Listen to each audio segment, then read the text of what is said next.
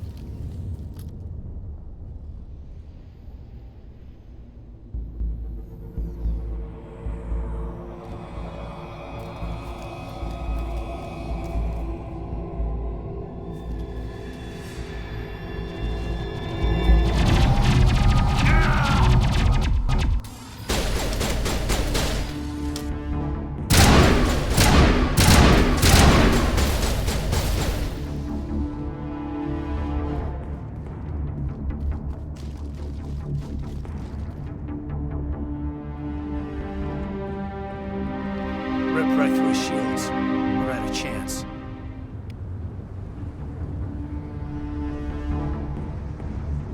We'll see that he receives a proper service once the mission is complete. But I need you to stay focused. Aye, aye, sir.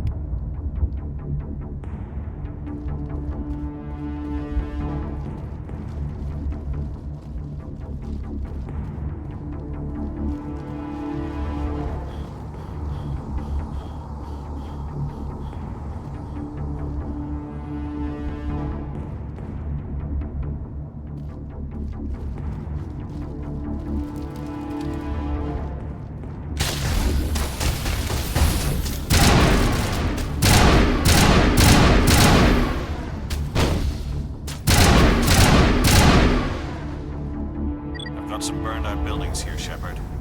A lot.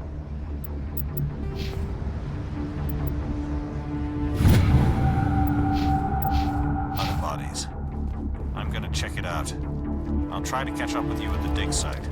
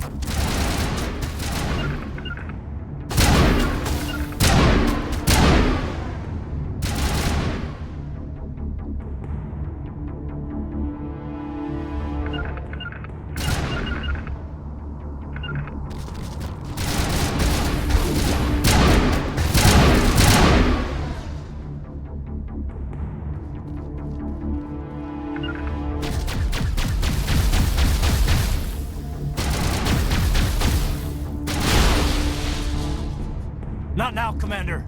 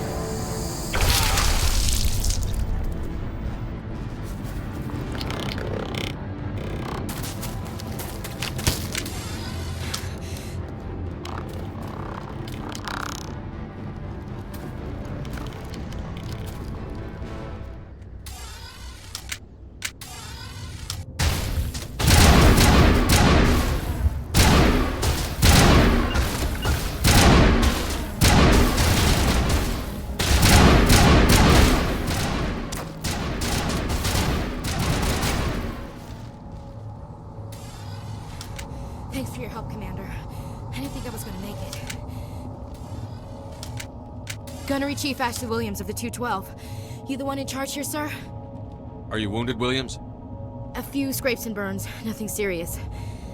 The others weren't so lucky. Oh man. We were patrolling the perimeter when the attack hit. We tried to get off a distress call, but they cut off our communications. I've been fighting for my life ever since. Where's the rest of your squad? We tried to double back to the beacon, but we walked into an ambush. I don't think any of the others... I think I'm the only one left. This isn't your fault, Williams. You couldn't have done anything to save them. Yes, sir. We held our position as long as we could, until the Geth overwhelmed us. The Geth haven't been seen outside the Veil in nearly 200 years. Why are they here now? They must have come for the beacon. The dig site is close, just over that rise. It might still be there. We could use your help, Williams. Aye, aye, sir. It's time for payback. Have you seen a Turian Spectre around here? There aren't any Turians on Eden Prime. None that I've ever met. Not sure I'd be able to tell if one was a Spectre anyway. If you saw this guy, you'd know. Carries enough firepower to wipe out a whole platoon. Luckily, he's on our side. Sorry. Like I said, no Turians. Describe what happened leading up to the attack. We were sent out a couple of nights ago from the main colony to secure the area. Seemed like a routine patrol, until the Geth hit us. We never knew they were coming. What happened to the researchers at the dig site? I don't know. They set up camp near the beacon. The 232 was with them. Maybe their unit fared better than mine. Tell me everything you know about the beacon. They were doing some digging out here to extend the monorail and expand the colony. A few weeks ago, they unearthed some Prothean ruins, and the beacon. Suddenly, every scientific expert in the colony was interested. That's when they brought us in to secure the site. I don't know much about the beacon itself, but I heard one of the researchers say this could be the biggest scientific discovery of the century. What else do you know about the Geth? Just what I remember from history class back in school. They're synthetics, non-organic life forms with limited AI programming, created by the Quarians a few centuries ago. They were supposed to be a source of cheap labor, but ended up turning on the Quarians and drove them into exile. Well, after that, they just kind of disappeared behind the Perseus Veil. Nobody's really heard much from them since. Move out.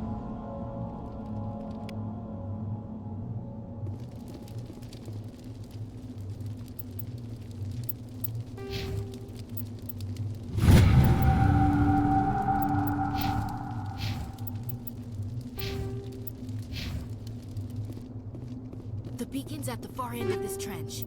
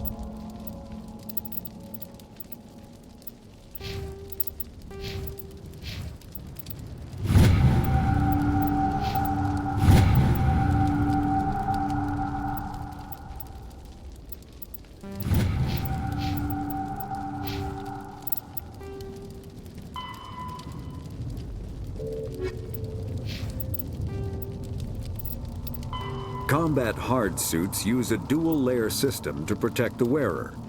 The inner layer consists of fabric armor with kinetic padding.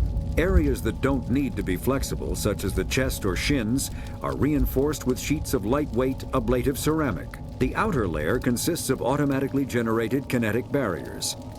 Objects traveling above a certain speed will trigger the barrier's reflex system and be deflected, provided there is enough energy left in the shield's power cell.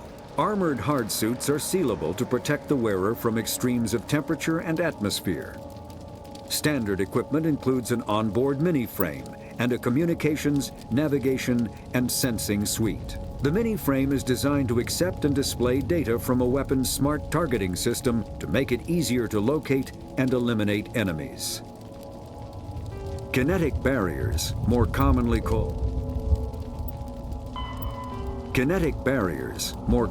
called shields, provide protection against most mass accelerator weapons. Whether on a starship or a soldier's suit of armor, the basic principle remains the same. Kinetic barriers are repulsive mass effect fields, projected from tiny emitters. These shields safely deflect small objects traveling at rapid velocities. This affords protection from bullets and other dangerous projectiles, but still allows the user to sit down without knocking away their chair. The shielding afforded by kinetic barriers does not protect against extremes of temperature, toxins, or radiation. The terminus systems are located on the far side of the Attican Traverse, beyond the space administered by the Citadel Council or claimed by the Human Systems Alliance.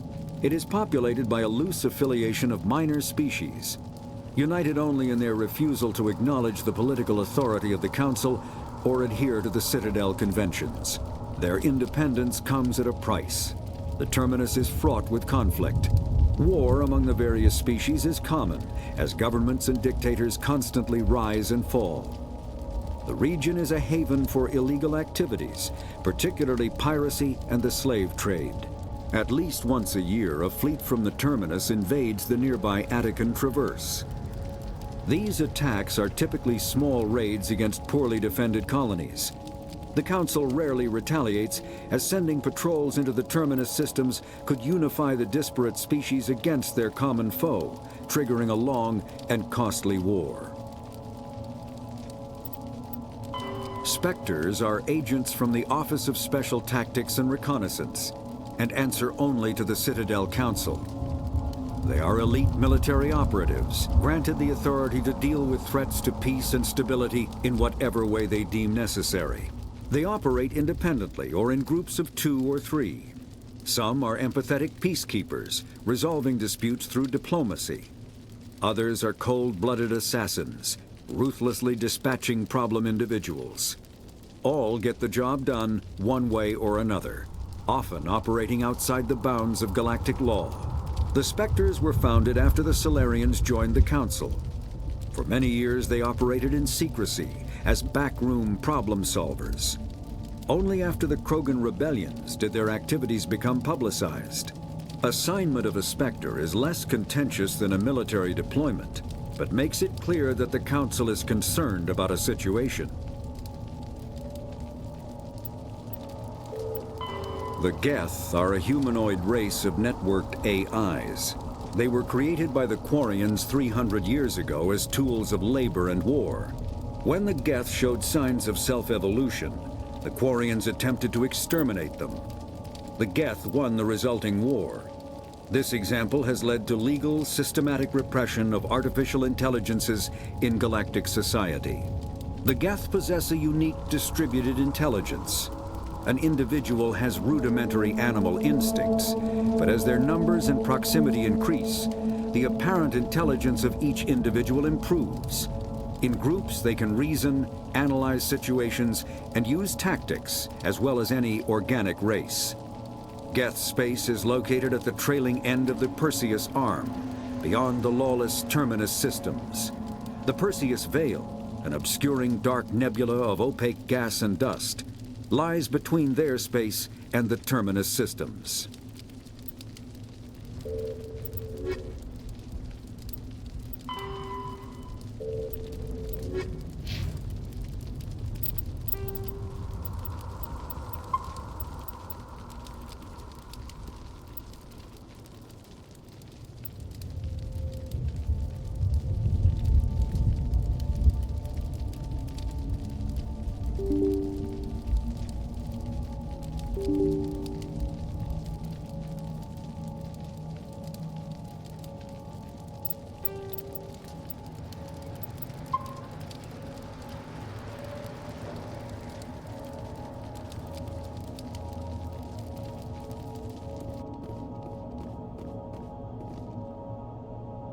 This is the dig site.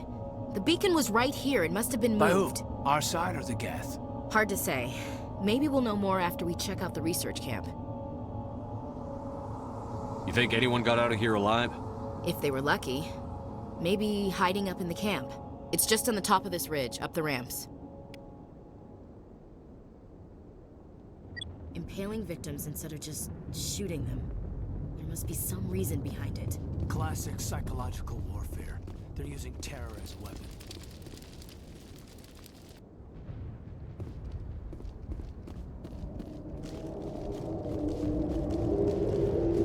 Looks like they hit the camp hard.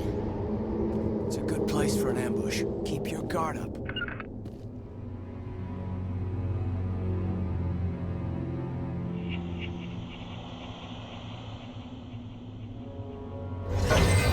Oh God, they're still alive.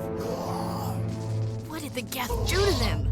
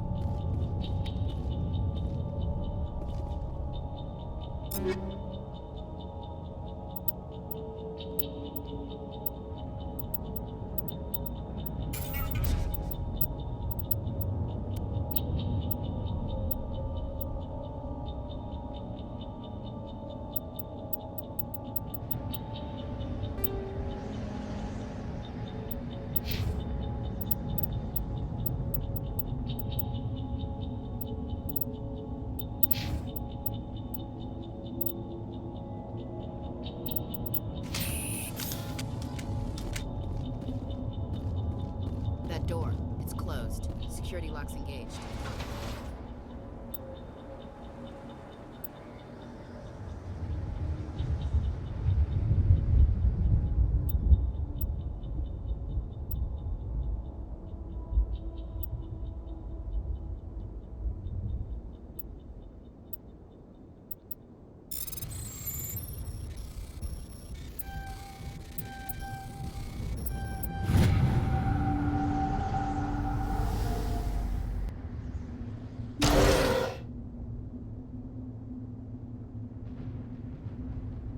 Humans.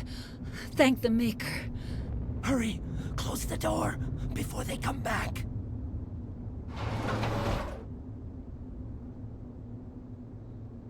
What are you doing here? I'm Dr. Warren. I was in charge of this excavation. We hid in the shed during the attack. They must have come for the beacon. Luckily, it wasn't here. It was moved to the spaceport earlier this morning. Manuel and I stayed behind to pack up the camp. When the attack came, the Marines held them off long enough for us to hide. They gave their lives to save us. No one is saved. The age of humanity is ended. Soon, only ruin and corpses will remain.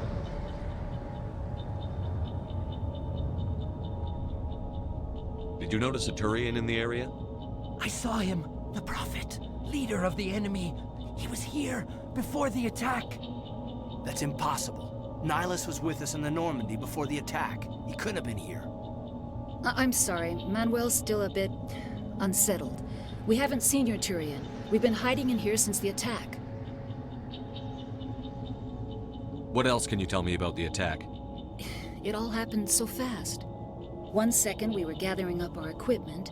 The next we were hiding in the shed while the Geth swarmed over the camp.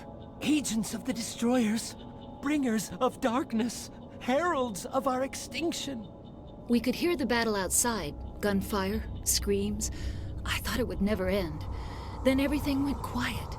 We just sat there, too afraid to move, until you came along.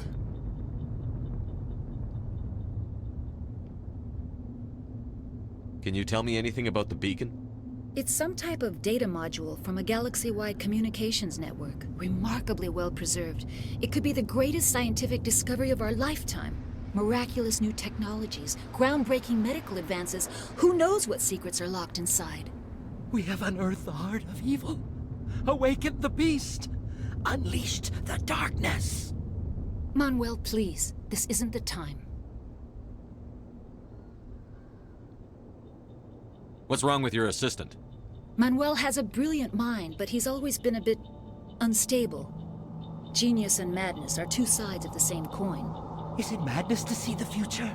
To see the destruction rushing towards us? To understand there is no escape? No hope? No. I am not mad.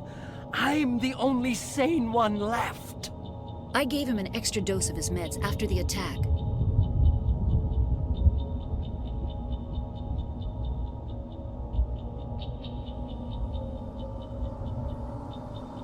Williams, take us to the spaceport. You can't stop it. Nobody can stop it. Night is falling. The darkness of eternity. Hush, Manuel. Go lie down. You'll feel better once the medication kicks in.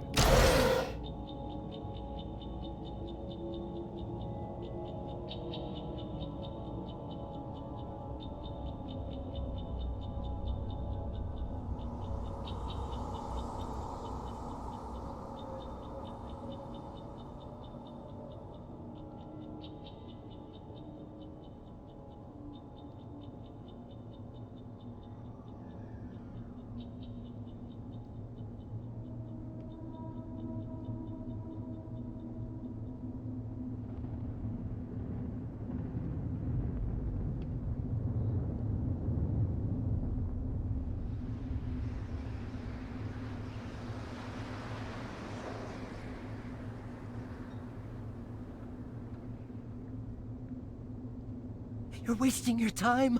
The age of humanity is over. Our extinction is inevitable. Manuel, I need to ask you something. It's probably best if you just leave him alone. I don't have time for this. Time? Our time is over.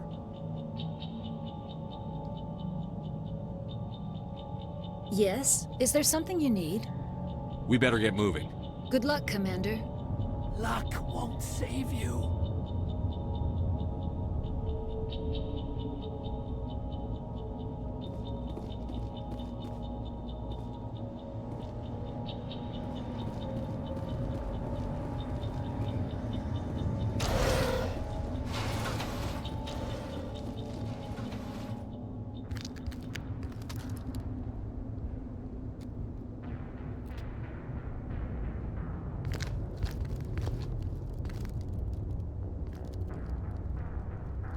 Saren.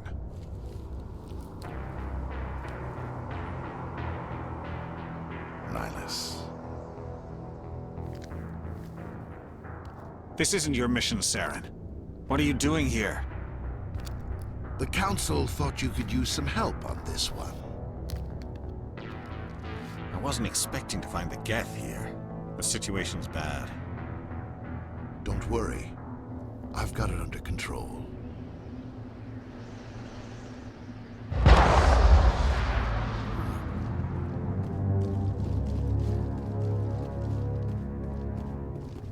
What is that? Off in the distance. It's a ship. Look at the size of it.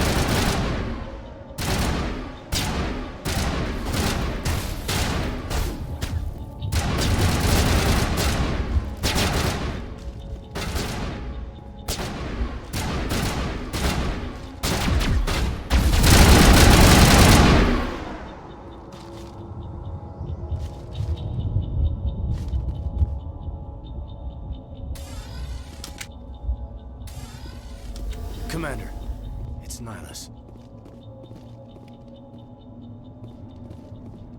Something's moving over behind those crates. Wait! Don't shoot! I'm one of you! I'm human! What are you doing sneaking around back there? I'm sorry, I was hiding from those creatures. My name's Powell. I saw what happened to that Turian. The other one shot him.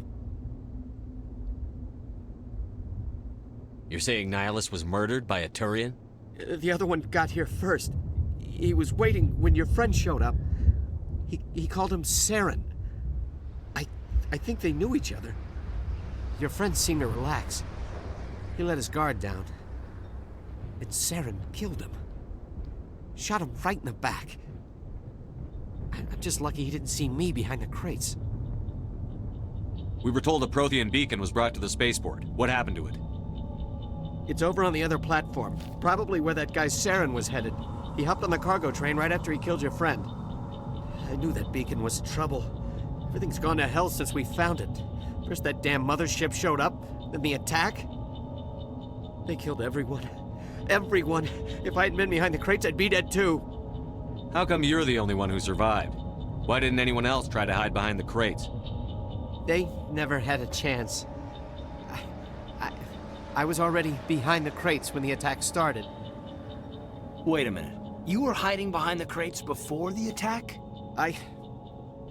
Sometimes I need a nap to get through my shift. I sneak off behind the crates to grab 40 winks where the supervisor can't find me. You survived because you're lazy?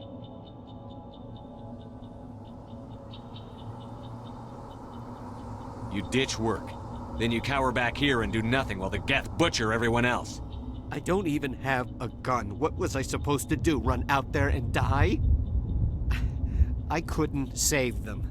Nobody could. It was horrible. Tell me about the Geth attack. It was quick. 1 minute that ship was descending, the next, those Geth were swarming over the platform. Thousands of them. They must have been inside that mothership. They shot anything that moved. It was a massacre. Is there anything else you can tell me about the beacon? They brought it here this morning. We loaded it up onto the train and shipped it to the other platform. Hard to believe that was only a few hours ago. Feels like a whole other life. Tell me about this mothership you saw. I've never seen anything like it before. It was huge. Landed over near that platform. The whole place got dark as it came down. And it was making this noise, this sound that bored right into your brain. That's what woke me up. The attack came a few minutes later. We need to find that beacon before it's too late. Take the cargo train. That's where the other Turian went. I can't stay here. I need to get away from all this.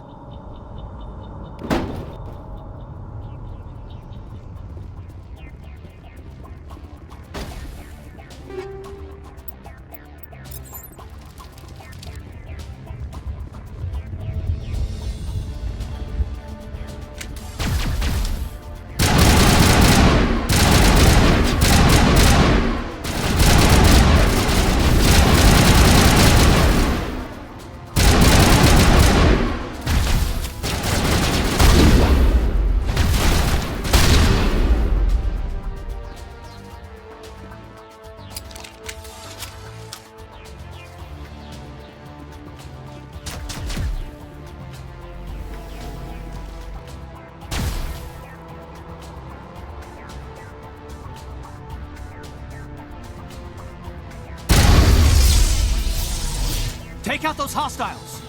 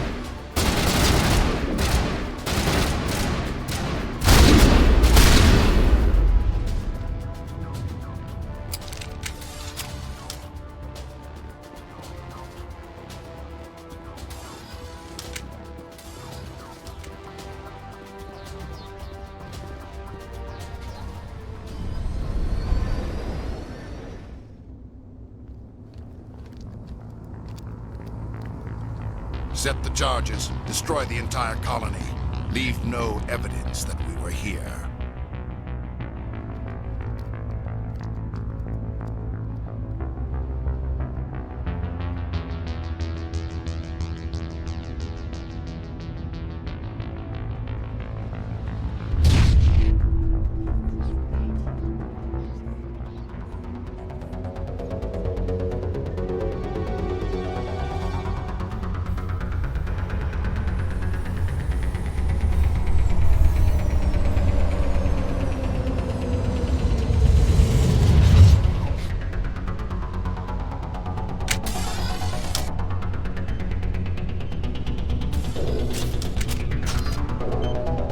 Demolition charges. The Geth must have planted them. Hurry! We need to find them all and shut them down!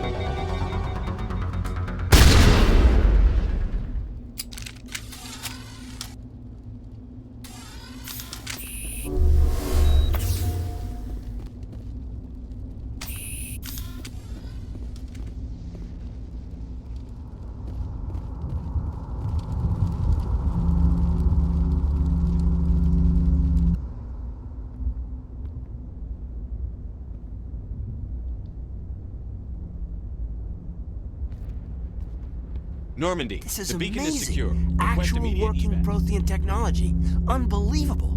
It wasn't doing anything like that when they dug it up. Something must have activated it. Roger, Normandy. Standing by.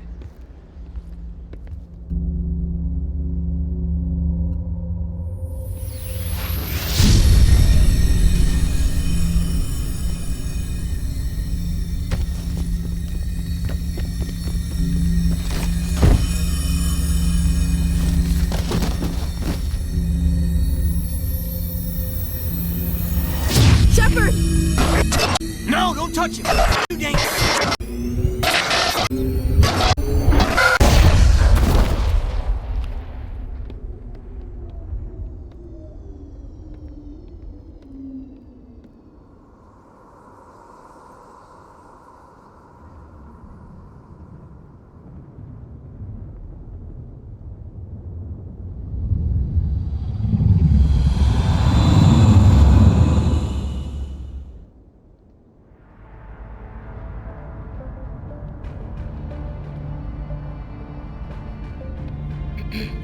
identified the ship that touched down on Eden Prime.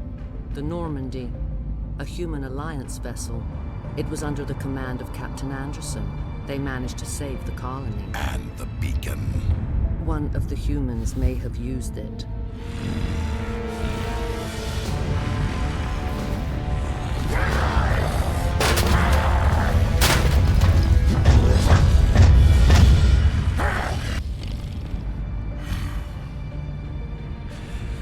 This human must be eliminated.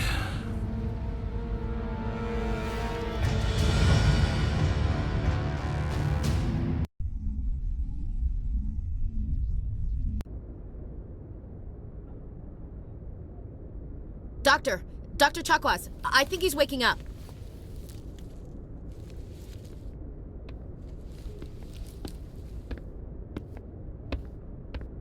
You had us worried there, Shepard. How are you feeling? How did I end up here? How long was I out? About 15 hours. Something happened down there with the beacon, I think. It's my fault. I must have triggered some kind of security field when I approached it. You had to push me out of the way. You had no way to know what would happen. Actually, we don't even know if that's what set it off. Unfortunately, we'll never get the chance to find out. The beacon exploded. A system overload, maybe. The blast knocked you cold. The lieutenant and I carried you back here to the ship. What's the damage, Doctor? Physically, you're fine. But I detected some unusual brain activity. Abnormal beta waves. I also noticed an increase in your rapid eye movement. Signs typically associated with intense dreaming. I saw... I'm not sure what I saw. Death? Destruction? Nothing's really clear. I better add this to my report. It may... Oh, Captain Anderson. How's our XO holding up, Doctor? Well, all the readings look normal. I'd say the commander's going to be fine. Glad to hear it. Shepard, I need to speak with you. In private. Aye, Captain. I'll be in the mess if you need me. Sounds like that beacon hit you pretty hard, Commander. Are you sure you're okay?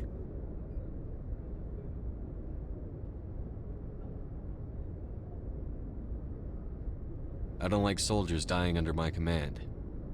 Jenkins wasn't your fault. You did a good job, Shepard. Intel dropped the ball, sir. We had no idea what we were walking into down there. That's why things went to hell. The Geth haven't been outside the Veil in 2 centuries, Commander. Nobody could have predicted this. Chief Williams isn't part of the Normandy crew. I figured we could use a soldier like her. She's been reassigned to the Normandy. Williams is a good soldier. She deserves it. Lieutenant Alenko agrees with you. That's why I added her to our crew. You said you needed to see me in private, Captain? I won't lie to you, Shepard. Things look bad. Nihilus is dead. The beacon was destroyed and Geth are invading. The Council's going to want answers.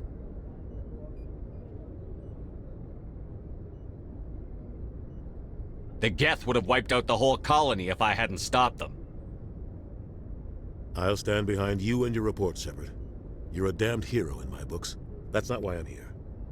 It's Saren, that other Turian.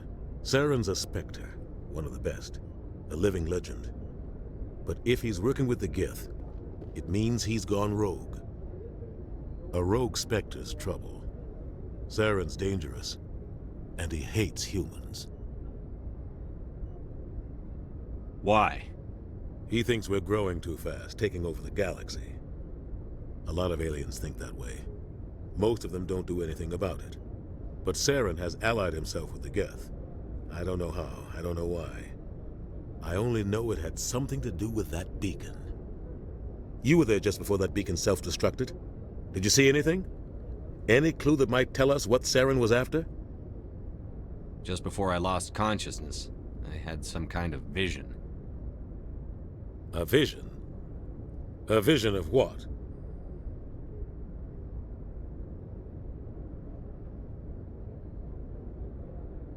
I saw synthetics. Geth, maybe. Slaughtering people. butchering them. We need to report this to the Council, Shepard. What are we gonna tell them? I had a bad dream? We don't know what information was stored in that beacon. Lost Prothean technology? Blueprints for some ancient weapon of mass destruction? Whatever it was. Saren took it. But I know Saren. I know his reputation is politics.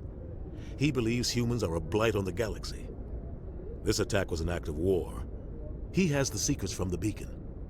He has an army of Geth at his command, and he won't stop until he's wiped humanity from the face of the galaxy.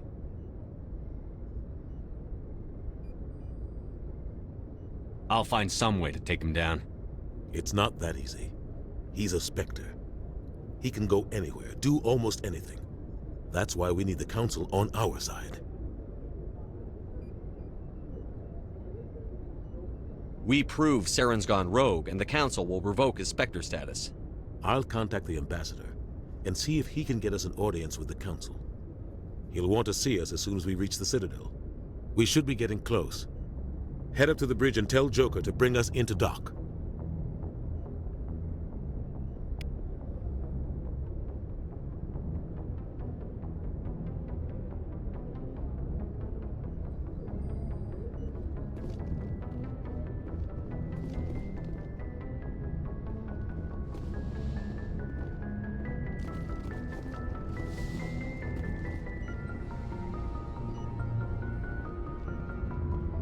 Hey, Commander. I'm glad you're okay, Commander. The crew could use some good news after what happened to Jenkins. Jenkins was a valuable part of this crew. Part of me feels guilty over what happened. If Jenkins was still alive, I might not be here. You're a good soldier, Williams. You belong on the Normandy. Thanks, Commander. That means a lot from you. I've never met anyone who was awarded the Star of Terra. There's nothing special about me, Williams. Anyone would have done the same.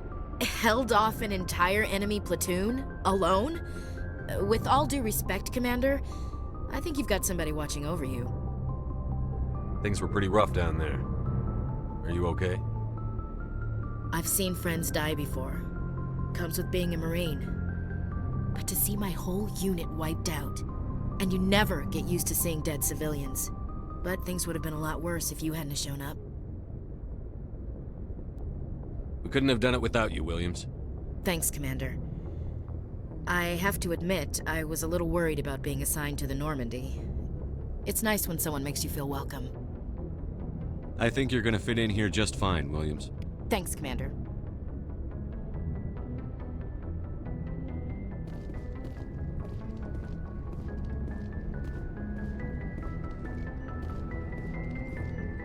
Yes, Commander? Is there something? How did you end up serving on an Alliance ship? I enlisted right out of med school. Earth always seemed boring to me.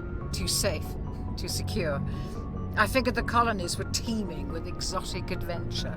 I wanted to travel the stars, tending the wounds of tough soldiers with piercing eyes and sensitive souls.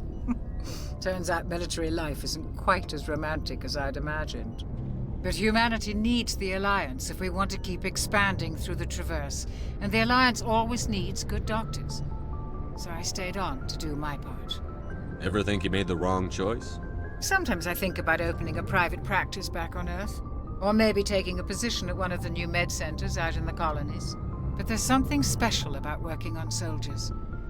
If I left the Alliance now, I'd feel like I was abandoning them. What do you know about Captain Anderson? I've served with him for a few tours now. He knows when to let things slide and when to crack the whip. The crew knows he's seen pretty much anything they'll ever run into. And he cares about the people under his command. How well do you know the lieutenant? I'd never worked with him before this mission. But he has an impressive service record, over a dozen special commendations. Tends to keep to himself, though. Maybe because of the headaches. It's not easy being an L2. What does that have to do with it? Well, most biotics now use the L3 implants. Lieutenant Alenko was wired with the old L2 configuration. Sometimes there are complications. What kind of complications? Severe mental disabilities, insanity, crippling physical pain. There's a long list of horrific side effects. Caden's lucky. He just gets migraines. I should go. Goodbye, Commander.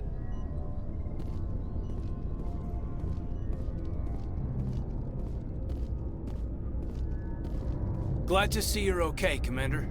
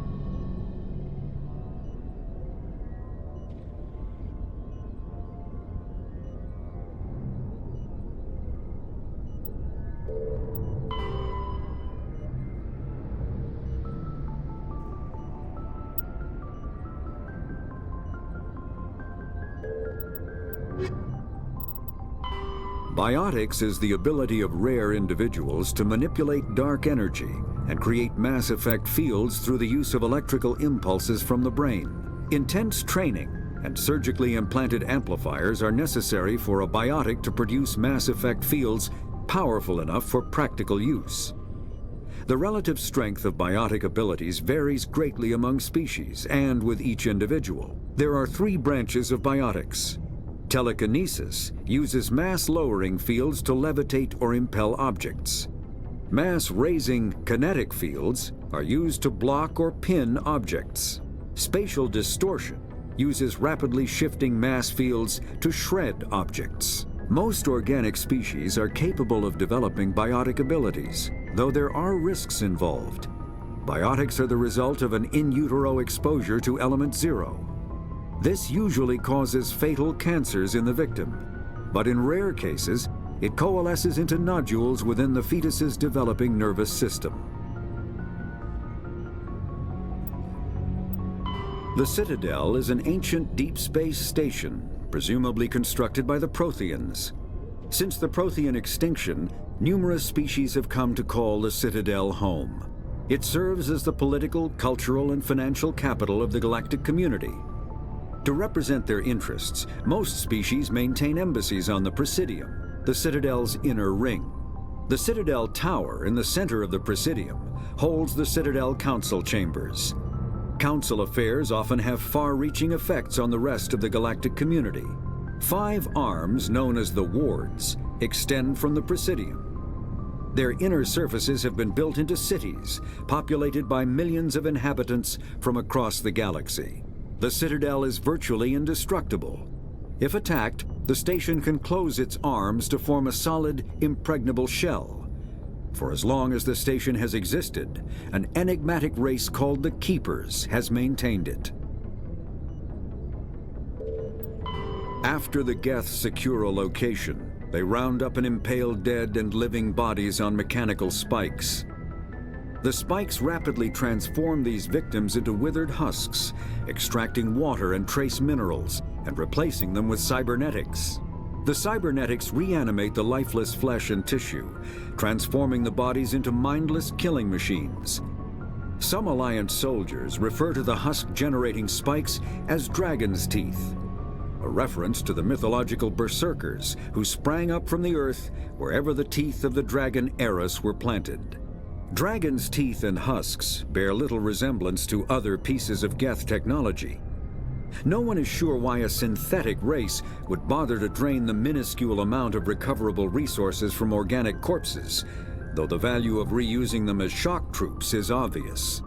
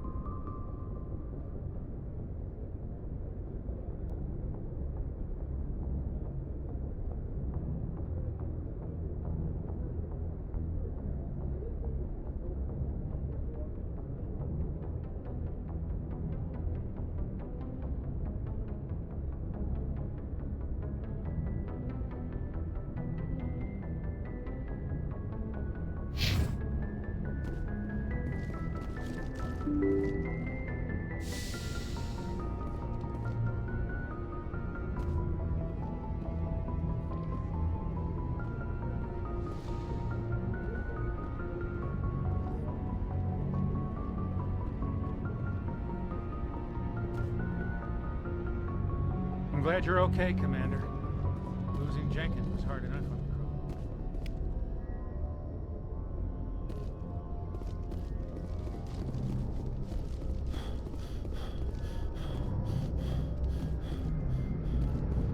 Good timing, Commander. I was just about to bring us into the Citadel. See that taxpayer money at work.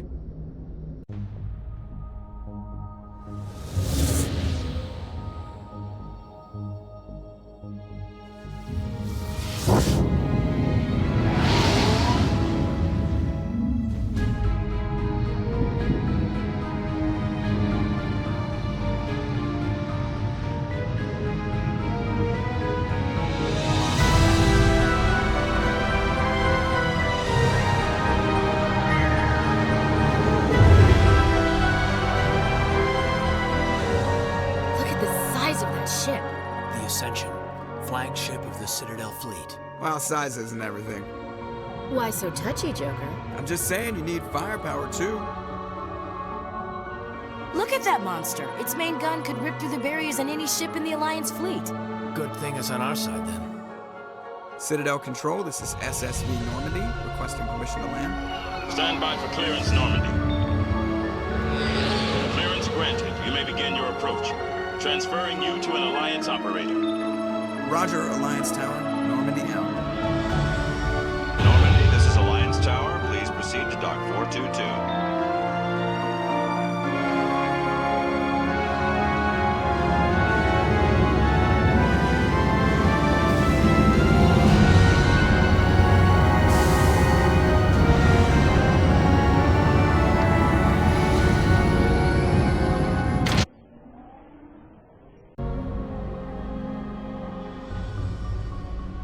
This is an outrage! The Council would step in if the Geth attacked a Turian colony? The Turians don't found colonies on the borders of the Terminus systems, Ambassador. Humanity was well aware of the risks when you went into the Traverse. What about Saren? You can't just ignore a rogue Spectre. I demand action! You don't get to make demands of the Council, Ambassador. Citadel Security is investigating your charges against Saren. We will discuss the CSEC findings at the hearing, not before. Captain Anderson, I see you brought half your crew with you. Just the ground team from Eden Prime, in case you had any questions. I have the mission reports. I assume they're accurate? They are. Sounds like you convinced the Council to give us an audience. They were not happy about it. Saren's their top agent. They don't like him being accused of treason. Saren's a threat to every human colony out there. If they don't stop him, I will. Settle down, Commander. You've already done more than enough to jeopardize your candidacy for the Spectres. The mission on Eden Prime was a chance to prove you could get the job done. Instead, Nihilus ended up dead and the beacon was destroyed. That's Saren's fault, not his. Then we better hope the CSEC investigation turns up evidence to support our accusations. Otherwise, the Council might use this as an excuse to keep you out of the Spectres. Come with me, Captain. I want to go over a few things before the hearing. Shepard, you and the others can meet us at the Citadel Tower, top level. I'll make sure you have clearance to get in. And that's why I hate politicians.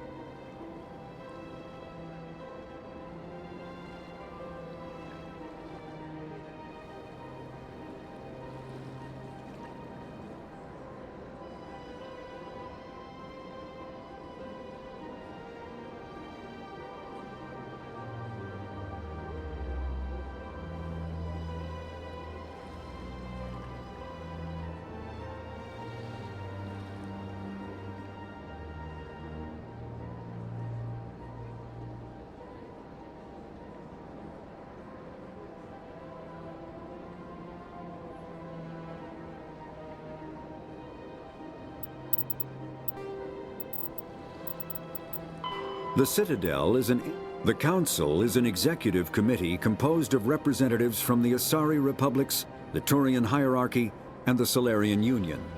Though they have no official power over the independent governments of other species, the Council's decisions carry great weight throughout the galaxy. No single Council race is strong enough to defy the other two, and all have a vested interest in compromise and cooperation. Each of the Council species has general characteristics associated with the various aspects of governing the galaxy. The Asari are typically seen as diplomats and mediators. The Solarians gather intelligence and information. The Turians provide the bulk of the military and peacekeeping forces. Any species granted an embassy on the Citadel is considered an associate member, bound by the accords of the Citadel Conventions. Associate members may bring issues to the attention of the Council, though they have no input on the decision. The Human Systems Alliance became an associate member of the Citadel in 2165.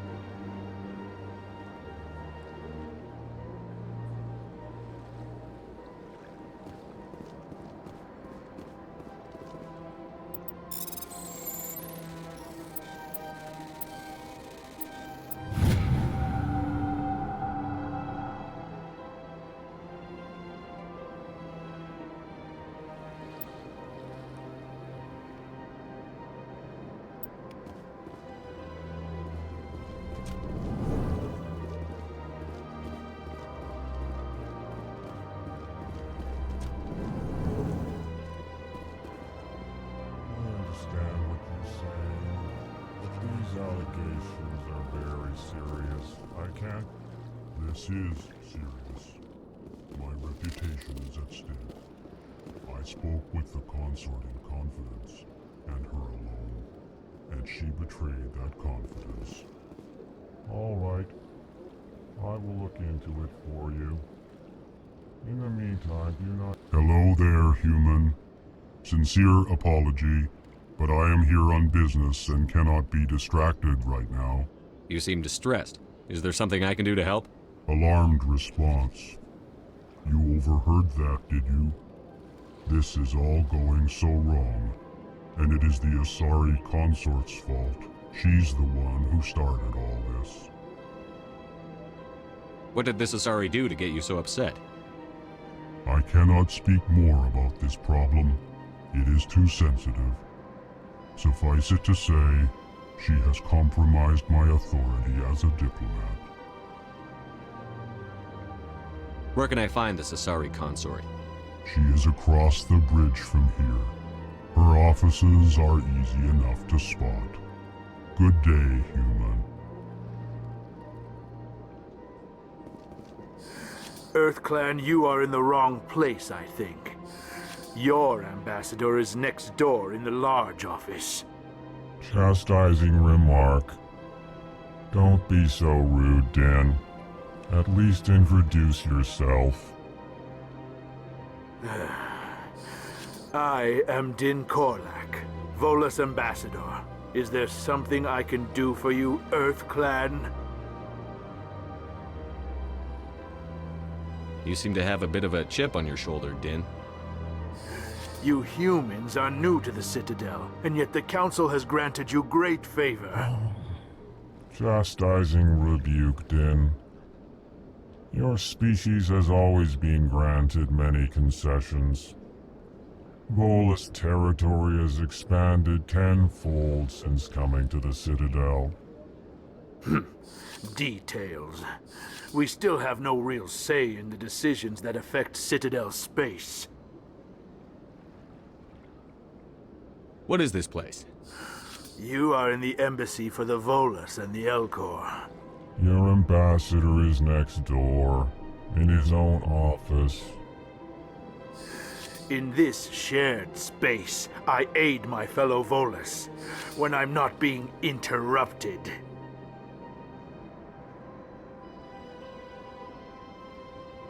I'd like to know more about the Volus. I'm sure our history and culture would bore you, EarthClan. Actually, I would like to know more about your history. My people came to the Citadel shortly after the Asari and Solarians had discovered it. We were instrumental in establishing a standardized galactic economy.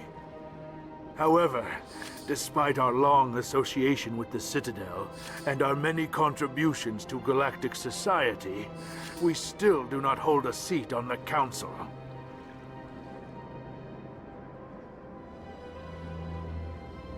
Tell me about Volus culture.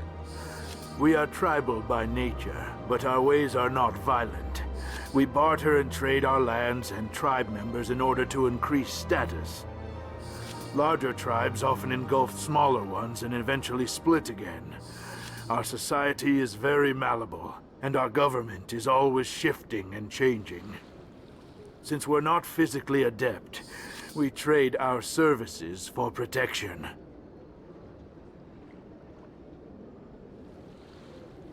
What is it you do here? I look out for the best interests of the Volus people. No easy task considering how often we are overlooked by the Council. Chastising rebuke, Den.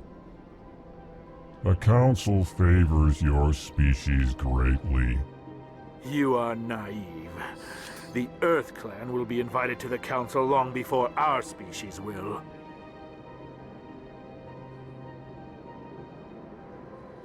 Why aren't the Volus or Elcor part of the Council? All species must prove themselves before they join the Council. All but the EarthClans, it would seem. Dismissive. Ignore the Volus ambassador, human. He is incorrect in his assessment. Really? How long have we been waiting? How long do you think we'll continue to wait? Bah, this talk is wasted on the humans.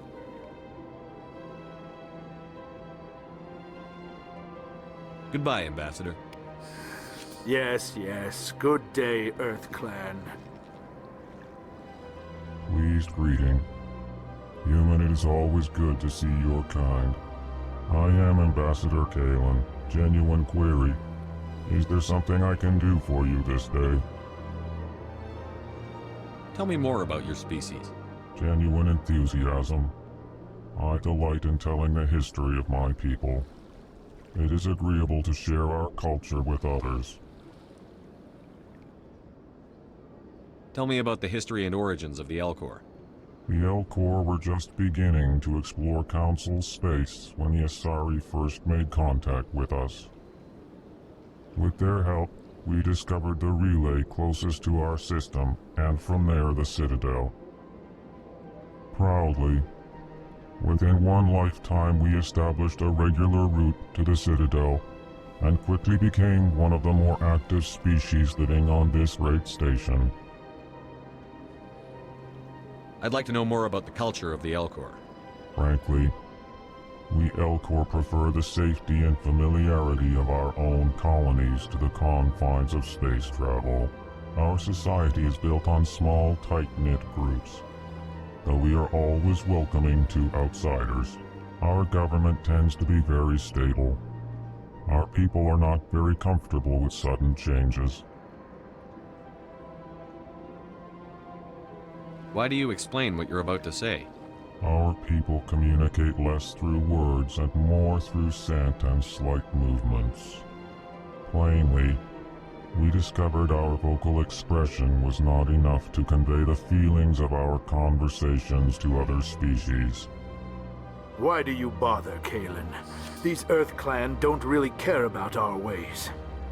Remorseful response, Din. You don't truly believe that, and if you do, I am very sorry for you. What do you do here? Modestly, I work to bring the problems and the requests of the Elcor groups to the attention of the Council. Ha! They only give us these positions to keep us quiet. The Council doesn't care about our races. Chastising rebuke. Your tone is inappropriate, Din. This human is not to blame for your malcontent or your misconceived suspicions.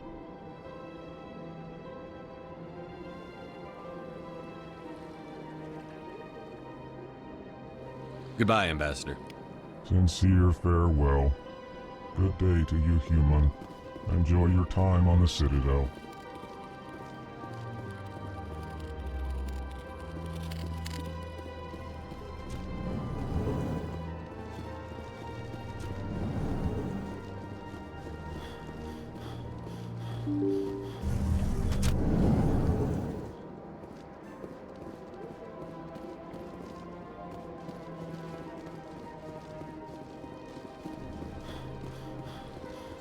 Welcome to the Presidium.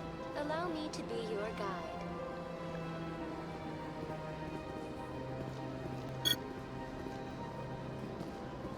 Good day, Commander. The human ambassador is up the stairs, first room on the right. You know who I am? Yes, I receive reports on all newly arrived dignitaries and notable people.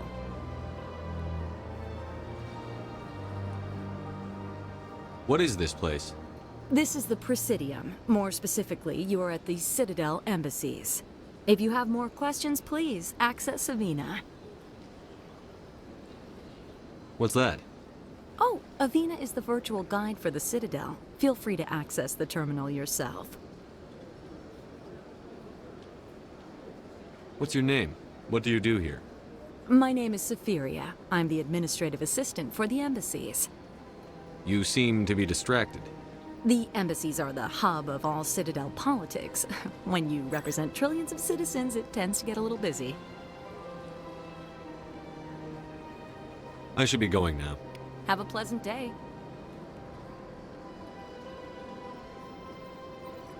Welcome to the Presidium. Allow me to be your guide.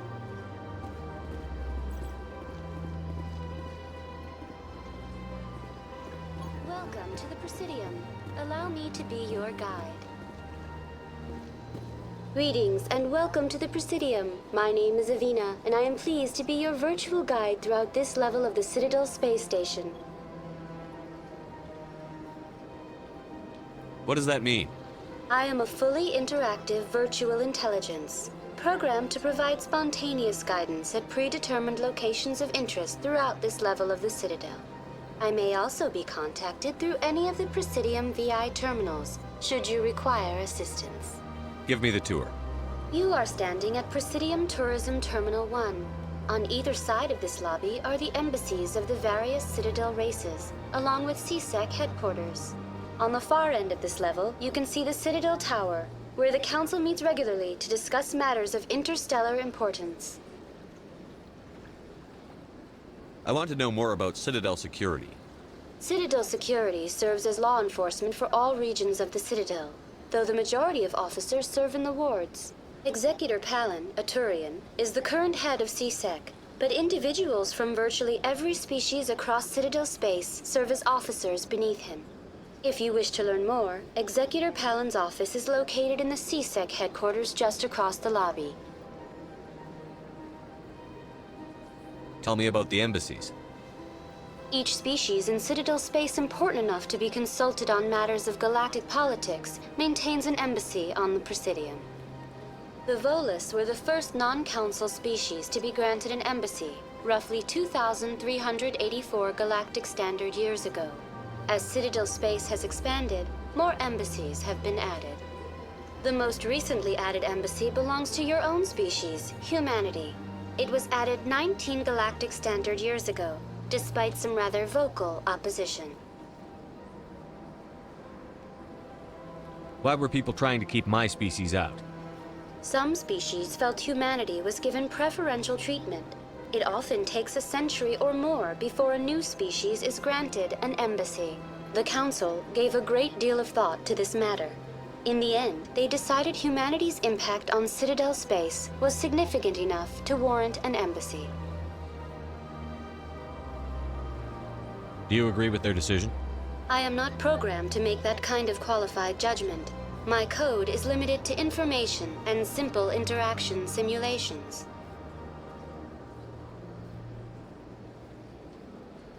How come the Volus were the first species given an embassy? In the early years following the formation of the Council, the Volus were, apart from the Asari and Solarians, the most populous and widespread species in Citadel space. They established many new colonies and trading outposts, and they petitioned the Council for a greater role in determining interstellar policy. In recognition of their work to expand interstellar trade and establish a standardized galactic economy, the Volus were granted an embassy here on the Citadel. Do you know anything about Spectres? The term Spectre is derived from the branch of Special Tactics and Reconnaissance. Each Spectre agent is handpicked by the Council. Their primary role is preserving galactic stability and resolving volatile situations that cannot be handled through normal political channels. In this role, they are granted extraterritorial rights and jurisdictions. Spectres answer to no law or authority except the Council itself. What can you tell me about the Citadel Council? Originally, the Council consisted of representatives from the Asari and Solarians, the two dominant species in Citadel space. Roughly 1,304 galactic standard years ago, Turians were invited to join the Council in recognition of the role they played during the Krogan Rebellion. Since then, the three Council races have worked together to ensure the peaceful coexistence of the galactic community, while preserving individual autonomy for each species. It can't be as simple as that. There must be problems somewhere in the system. I am not programmed to make that kind of qualified judgment. My code is limited to information and simple interaction simulations.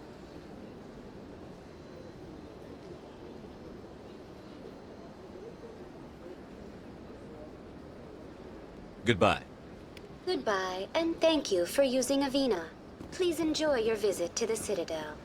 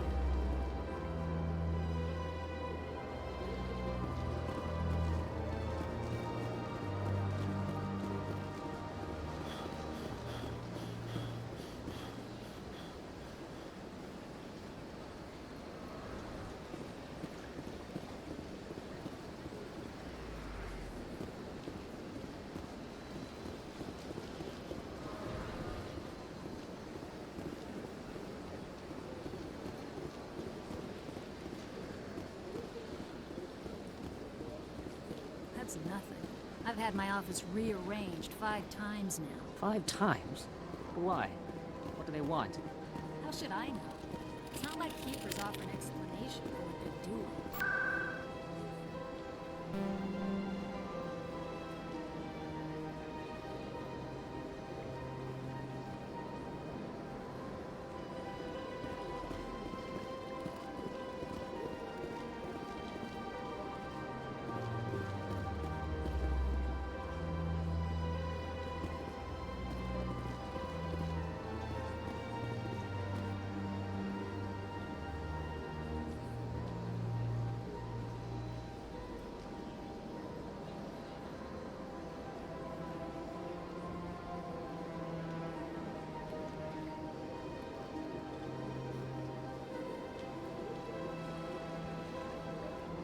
Welcome. I am Nelina. I don't recognize you as one of our expected clients today. Would you like me to see when the consort will be able to meet with you? Can't I just go in? I'm afraid not. Yeah, you must understand there are many who seek the consort services. But if you wish to leave your name, she'll make every effort to meet with you. What is the consort? What does she do? It's difficult to explain. She's many things to many people, and something different for each. Some seek her for advice, some for entertainment, others still for pleasure. Most of the time, our clients won't realize what they were seeking until after she has provided it for them. You make her sound like some kind of oracle. No, not in the usual sense.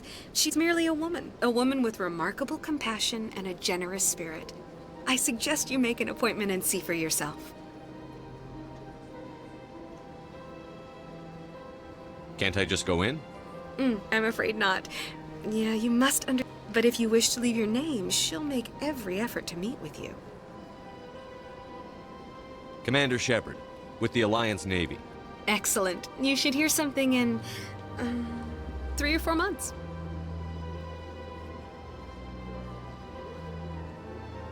I think I'm done here. Oh, well, I hope you'll return again in the future. We always enjoy seeing new clients. Nalina. Yes, Shaira? Send the commander up to see me. I wish to speak with him. Yes, of course, mistress.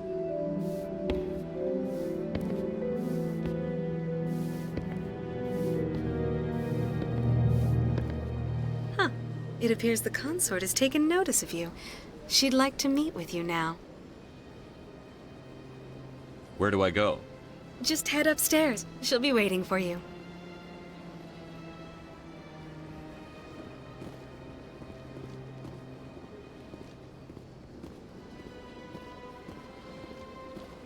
I see even the humans find the consort irresistible.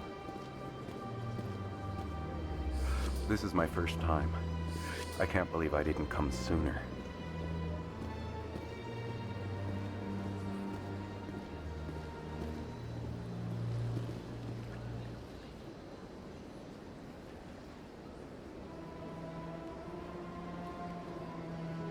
You're with the Alliance? My brother's a private back on Earth.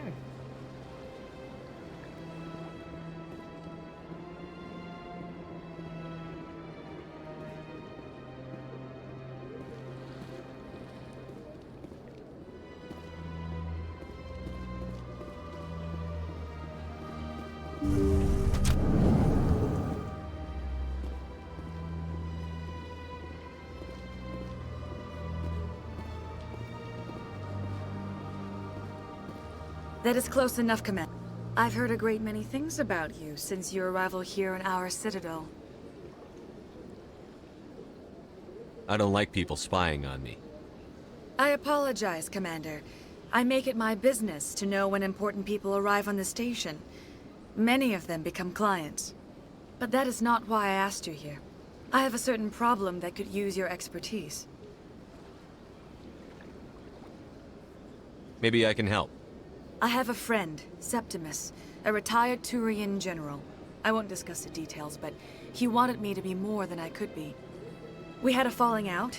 Now he spends his days in Korra's den, drinking and spreading lies about me. If you would speak to him as a fellow soldier, I believe he will listen to you and let the matter be. What happened between you? I respect his privacy too much to go into the details. If he wishes to tell you what happened, that is his prerogative. What exactly do you want me to tell him? Appeal to his sense of honor. Remind him of his position as a general. If you can convince him to stop spreading lies about me, I would be very grateful.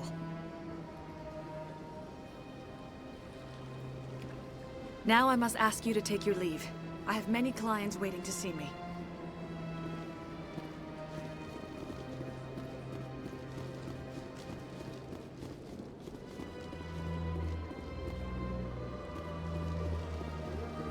I have to admit I'm a little nervous. That's understandable. We weren't sure what to expect.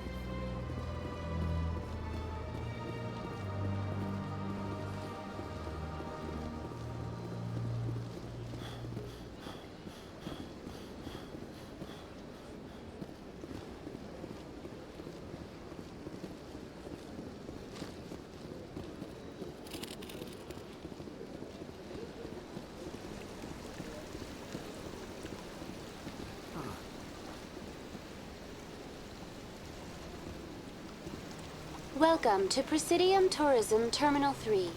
Here in the financial district, a number of businesses offer various goods and services to their exclusive clientele. The statue you see before you was commissioned to honor the Krogan soldiers who gave their lives to protect Citadel space during the Rachni Wars. In the aftermath of the Krogan rebellions, several embassies petitioned to have the statue removed. However, this motion was eventually quashed by the Council. What were the Rachni Wars? Nearly 2,200 years ago, explorers seeking to expand Citadel space opened up mass relays leading to systems controlled by the Rachni. A highly intelligent and aggressive insect race, the Rachni unleashed a war of conquest against the rest of the galaxy that lasted for nearly 3 centuries. The emergence of the Krogan finally turned the tide in favor of the Citadel species. Krogan forces provided the numbers necessary to halt the Rachni advance and drive them back. The Krogan then pursued their retreating fleets. Able to survive the harsh environments of the Rachni homeworlds, the Krogan hunted their enemy to extinction.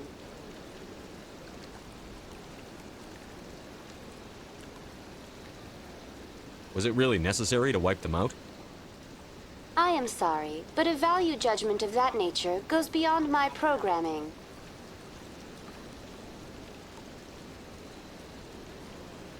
Tell me more about the Krogan rebellions. In recognition of their efforts during the Rachni Wars, the Krogan were granted several new colony worlds by the Council. Over the next 400 years, the Krogan species began to expand. Blessed with an extremely high birth rate, their numbers began to swell.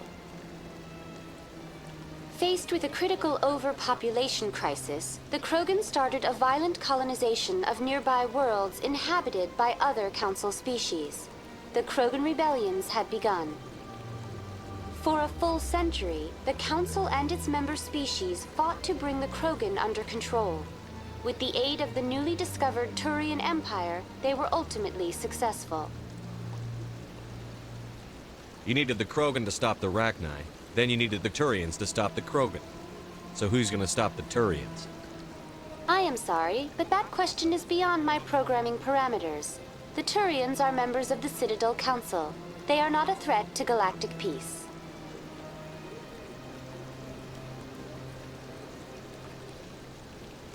Why did the Council fight so hard to keep the statue? The Krogan were instrumental in saving the galaxy from the Rachni threat. The Council believed this historical fact should not be forgotten. The Council also hoped that preserving the memorial would improve diplomatic relations with the Krogan and bring about a peaceful resolution to the rebellions. Unfortunately, the Krogan refused to negotiate and only surrendered after their population and homeworlds had been ravaged by the Turians. Sounds like they got what they deserved. I am sorry, but a value judgment of that nature goes beyond my programming. That's all for now. Thank you for using Avina. Have a pleasant day.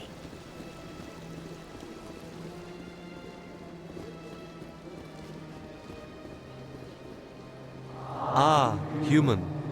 This one is greatly pleased to see you here in my decadent emporium. Who are you? This one's face name is Delaninder, though many in this place simply refer to it as Delan. Please take time to examine the fine goods it has for purchase, all of great worth. Why do you refer to yourself as this one and it? For the same reason that humans are so inquisitive. It is part of our culture. Specifically, Hanar only refer to themselves in the first person with family or intimates. And we rarely do so with other species.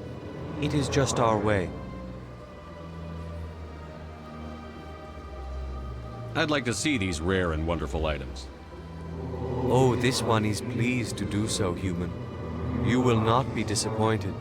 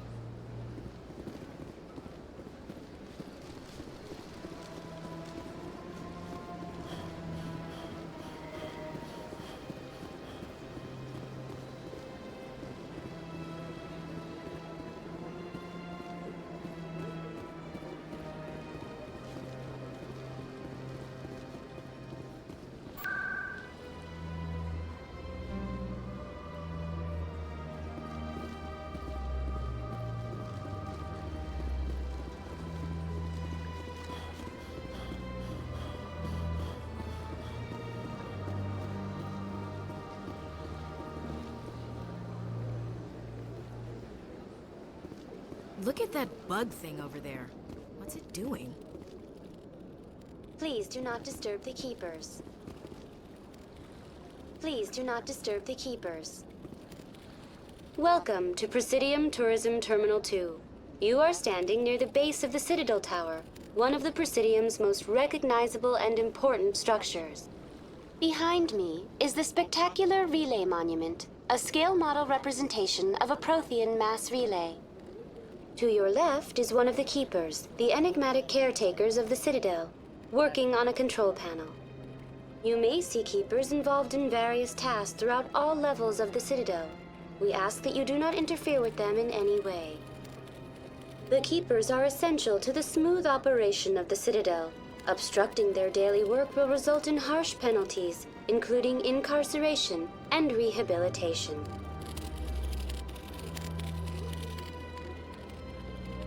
I'd like to know more about the Keepers. Little is known about these peaceful servants of the Citadel, though they are essential to the operation and maintenance of the entire station. Citadel regulations protect the Keepers against interference during the performance of their tasks. Failure to comply will result in harsh penalties. Keepers can be seen in all sections of the Citadel, but are typically found in and around the tower.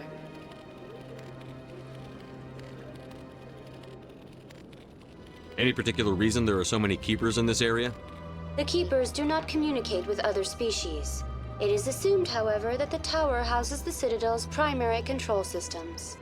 Many of the station's systems, such as navigation and life support, function automatically.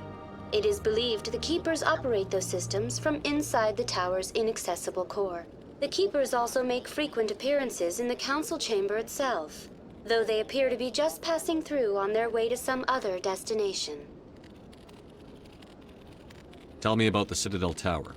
Housing both the Council Chambers and Citadel Control, the tower is one of the most important buildings on the station. Access to these areas is restricted to those with the appropriate clearance. What happens in Citadel Control? Citadel Control handles all incoming and outbound transit. Every ship within 2,000 kilometers of the Citadel is under the jurisdiction of Citadel Control. At peak capacity, they are responsible for monitoring upwards of 1,000 vessels.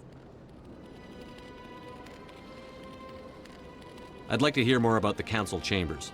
The business of the Council, which often has far-reaching effects on the galactic community, is conducted in a room at the apex of the Citadel Tower. The Council Chambers themselves are truly a magnificent sight to behold, though few get to experience the view in person. Typically, only the councilors, ambassadors, and high-ranking officials, along with various support staff, are allowed access. What if someone has business with the Council? The average citizen must go through the proper channels if they wish an audience with the Council. This is usually arranged through their respective ambassadors. Even then, few are given access to the actual Council Chambers. In most cases, the ambassador acts on behalf of the citizen.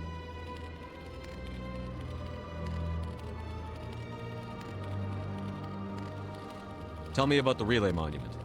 Discovered by the Asari who first arrived at the Citadel, the Relay Monument is one of the station's most interesting and controversial features. What is the meaning behind this striking piece of art? Is it a tribute to Prothean vanity? A reminder of their conquest of the galaxy through mass relay technology? Or perhaps it is a symbol of unity, a Prothean acknowledgement that the relays would eventually lead other species here to the Citadel. No one can say for sure, making the Relay Monument a favorite topic of discussion among academics and scholars. That's all for now. Thank you for using Avina. Have a pleasant day.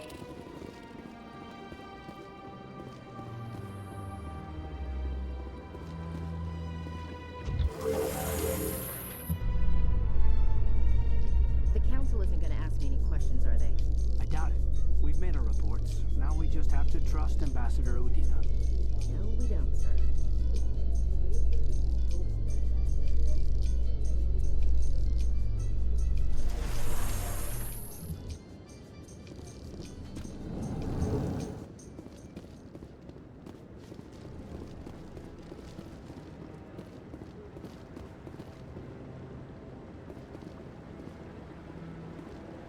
Saren's hiding something. Give me more time. Stall them. Stall the Council? Don't be ridiculous. Your investigation is over, Garrus.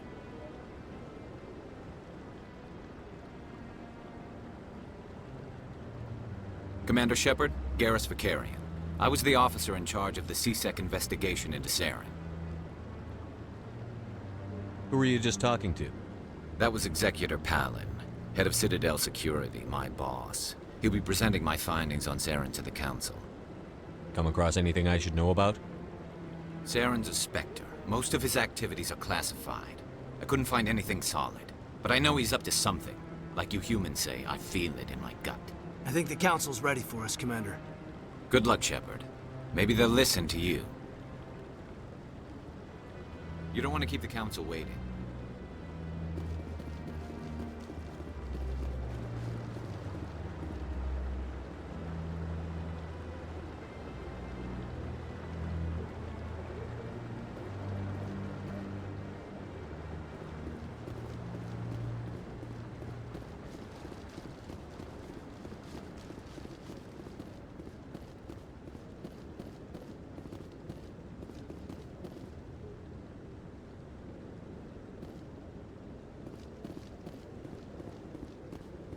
Don't be ridiculous. The Volus won't be joining the Council for... I'm not so sure. The humans are making a strong push, and you can bet the Volus...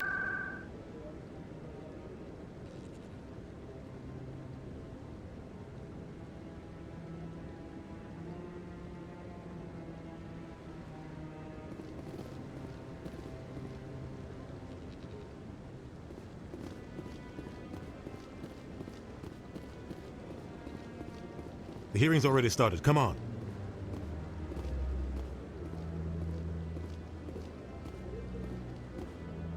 The Geth attack is a matter of some concern, but there is nothing to indicate Saren was involved in any way. The investigation by Citadel Security turned up no evidence to support your charge of treason. An eyewitness saw him kill Nihilus in cold blood. We've read the Eden Prime reports, Ambassador. The testimony of one traumatized dock worker is hardly compelling proof. I resent these accusations. Nihilus was a fellow Spectre and a friend. That just let you catch him off guard. Captain Anderson, you always seem to be involved when humanity makes false charges against me. And this must be your protege, Commander Shepard, the one who let the beacon get destroyed. The mission to Eden Prime was top secret. The only way you could know about the beacon was if you were there. With Nihilus gone, his files passed on to me. I read the Eden Prime report. I was unimpressed. But what can you expect from a human? Saren despises humanity. That's why he attacked Eden Prime. Your species needs to learn its place, Shepard. You're not ready to join the Council. You're not even ready to join the Spectres. He has no right to say that. That's not his decision. Shepard's admission into the Spectres is not the purpose of this meeting. This meeting has no purpose. The humans are wasting your time, Counselor, and mine. You can't hide behind the Council forever. There is still one outstanding issue. Commander Shepard's vision. It may have been triggered by the beacon. Are we allowing dreams into evidence now? How can I defend my innocence against this kind of testimony? I agree. Our judgment must be based on facts and evidence, not wild imaginings and reckless speculation. Do you have anything else to add, Commander Shepard? You've made your decision.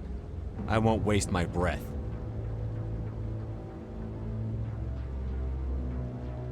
The Council has found no evidence of any connection between Saren and the Geth.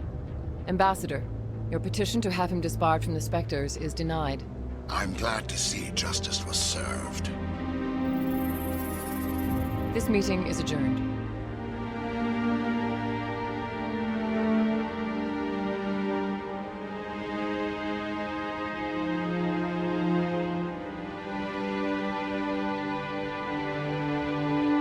It was a mistake bringing you into that hearing, Captain.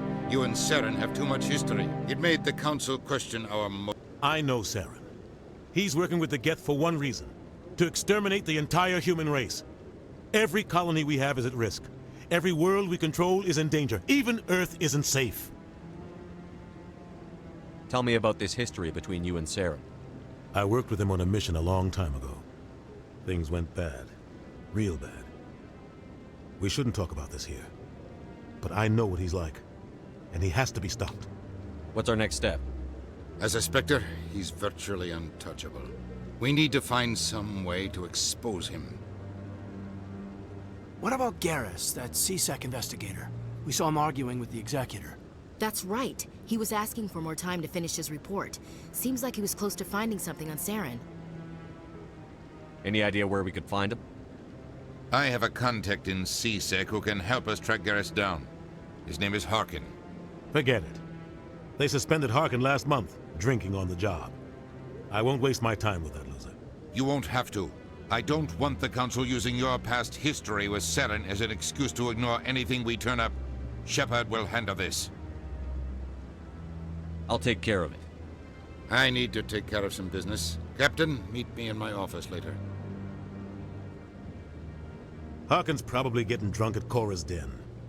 It's a dingy little club in the lower section of the wards. Maybe there's another way to find evidence against Saren. You should talk to Barla Vaughn over in the financial district. Rumor has it he's an agent for the Shadow Broker. The Shadow Broker? An information dealer. Buys and sells secrets to the highest bidder. I've heard Barla Vaughn's one of the top representatives. He might know something about Saren, but his information won't come cheap. You and Saren have a history. What happened? About 20 years ago, I was part of a mission in the Skillian Verge. I was working with Saren to find and remove a known terrorist threat. Saren eliminated his target, but a lot of people died along the way, innocent people. And the official records just covered it all up. But I saw how he operates. No conscience, no hesitation. He'd kill 1,000 innocent civilians to end a war without a second thought.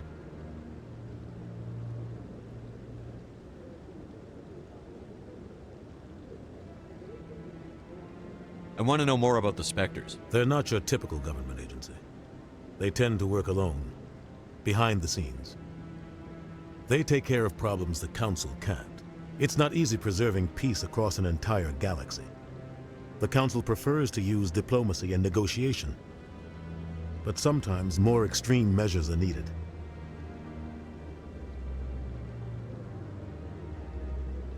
How do they decide who becomes a Spectre? You can't just apply to join. There's no training program. Spectres aren't made. They're born. The Council's always looking for exceptional individuals. People who can get the job done. Like you. They've been watching you for years. They see something in you. They want you on their side. Nihilus was supposed to give them a final recommendation, but with him gone, things are still up in the air. What's their command structure like? There is no command structure. Each Spectre answers directly to the Council. Sometimes they're sent on specific missions. Other times, they act on their own. They tend to operate outside the law, do whatever it takes to accomplish their goals. The Council just turns a blind eye. Spectres have a lot of power, Shepard. They sound like shadow operatives. Everything about them is classified. We don't even know how many there are. The latest Alliance estimate puts their numbers under 100. But the Council couldn't do its job without them. They're the Citadel's top agents, the last line of defense, the final option before open war. The entire galaxy respects and fears them. If a Spectre shows up, you know something big is about to happen. What happens when a Spectre goes rogue, like Saren? It doesn't happen often. The Council is careful when they select their candidates. But when something does go wrong, there's usually only one solution. Send another Spectre to bring the rogue agent down.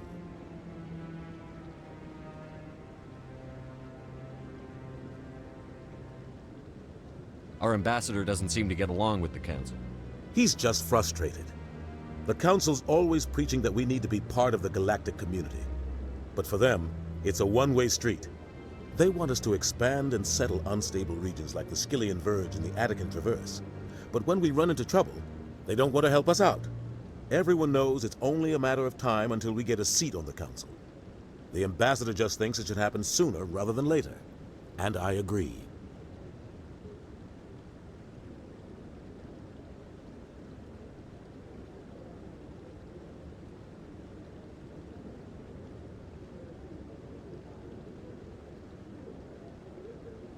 You don't think much of Harkin. The guy joined CSEC about 20 years ago. He's been an embarrassment to our species ever since. Roughing up suspects in custody, bribery accusations, alcohol and drug use. The embassy used to step in when he got in trouble. But I guess enough was enough. I thought this embassy was supposed to help humans. Harkin may be human, but he's also an ass. He's had more than his share of chances. If the embassy wasn't protecting him, he would have been fired 15 years ago. CSEC is better off without him. The guy's a scumbag. He should have been cut loose a long time ago. He was one of the first human CSEC officers. Guess it would have looked bad if he got fired. A lot of backroom deals were worked out over the years to keep him on the force. Politics is a dirty business sometimes, but it looks like his time's run out. We've got enough humans in CSEC now to stop protecting him. Tell me about Barlavon. He specializes in moving large sums of money without leaving a paper trail. A financial genius, doesn't do anything illegal, but he knows all the loopholes. He's got an impressive client list. Ambassadors, diplomats, specters. That's probably why the Shadow Broker uses him.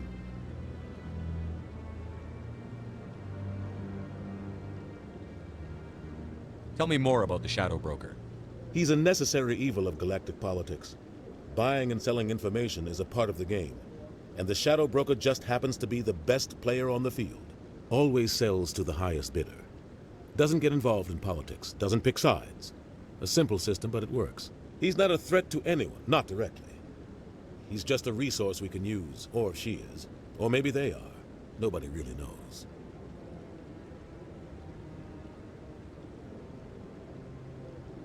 I should go. Good luck, Shepard. I'll be over in the ambassador's office if you need anything else.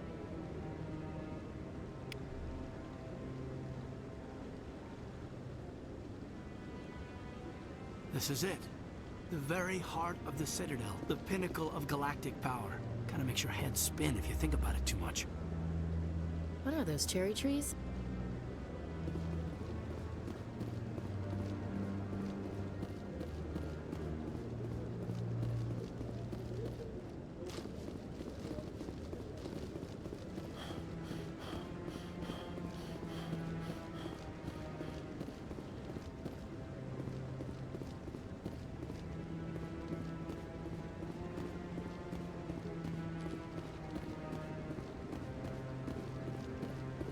That guy's up to something. What? Oh, no, I wasn't. Never mind.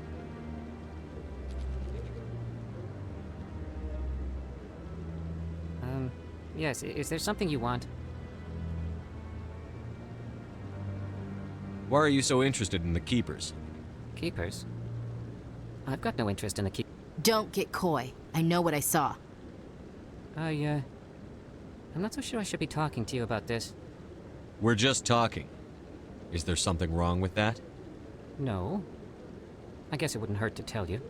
I'm using a small scanner to gather readings on the Keepers. So far I've had mixed results. I find it difficult to get near the creatures. Why were you being so secretive about it, though? Well, technically we're not supposed to disturb the Keepers.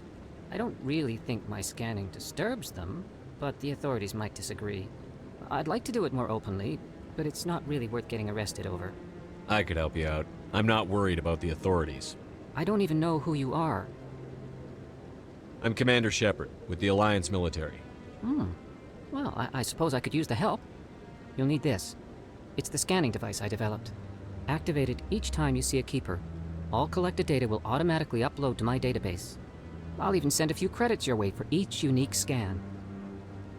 What are you doing with the data once you've scanned it? Trying to learn whatever I can about the Keepers. We see them working everywhere, yet we know so little about them. I'm a scientist. I want to know what makes them tick. I should get going then. Yes, I have much work myself. So long, and good luck with the scanning.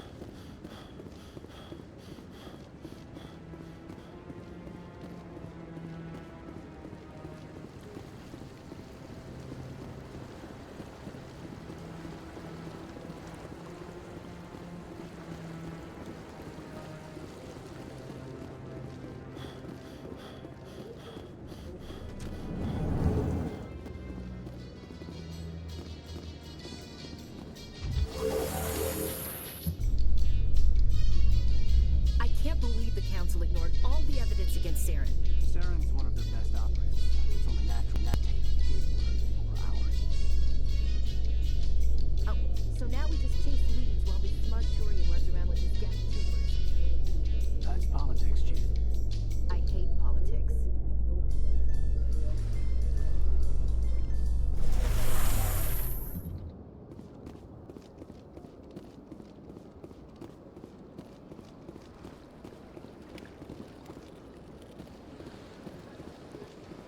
Please do not disturb the keepers.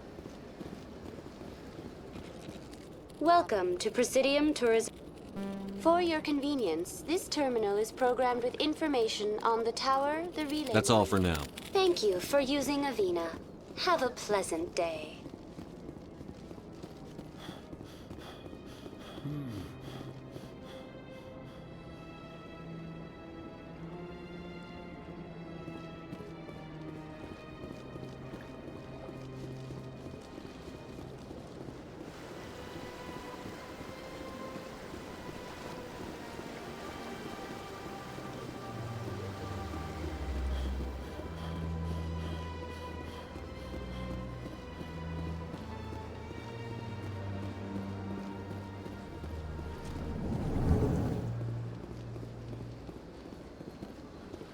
What's this? One of the Earth Clan. Ah, a very famous one, yes? You are the one called Shepard. It is a great honor to welcome the heroes of the Blitz. You've got me at a disadvantage here. Forgive me, Earth Clan. My name is Barla Vaughn. My job makes it necessary for me to keep informed. I am a financial advisor to many important clients here on the Citadel. When someone as important as yourself arrives on the station, I take notice. I've heard you work for the Shadow Broker. Do you have any information about Saren? You're very blunt, Shepard. But you're right. I am an agent for the Shadow Broker. And I do know something about Saren.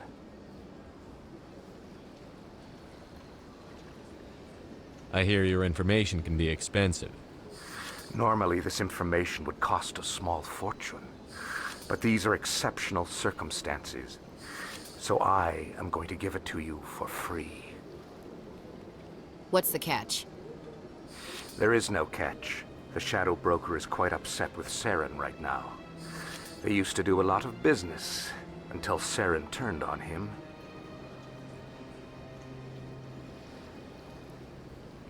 That's what happens when you deal with a traitor like Saren. No matter what you think of Saren, he's not stupid. He knows the Shadow Broker is a valuable ally. Turning on him doesn't make sense. Not unless something huge was at stake. I don't know the details, but the Shadow Broker hired a freelancer to deal with it. A Krogan mercenary. How do I find him? I heard he was paying Citadel security a visit. If you hurry, you can probably catch him before he leaves the C-Sec Academy. Isn't it strange that a Krogan would want to speak with C-Sec? Very. However, I doubt the visit was entirely his choice. You'll need to speak with him if you want to know more. Tell me more about the Shadow Broker. Most people think I deal in finances, but my real currency is knowledge. I trade information, and it has made me very wealthy. But the Shadow Broker is the true master. Every day he buys and sells secrets that could topple governments, always giving them to the highest bidder. Yet somehow he never seems to upset the natural balance of power. All those secrets being passed around seem to even out. Nobody ends up with an advantage in the end. Any guess what his identity might be? I don't know. Nobody does.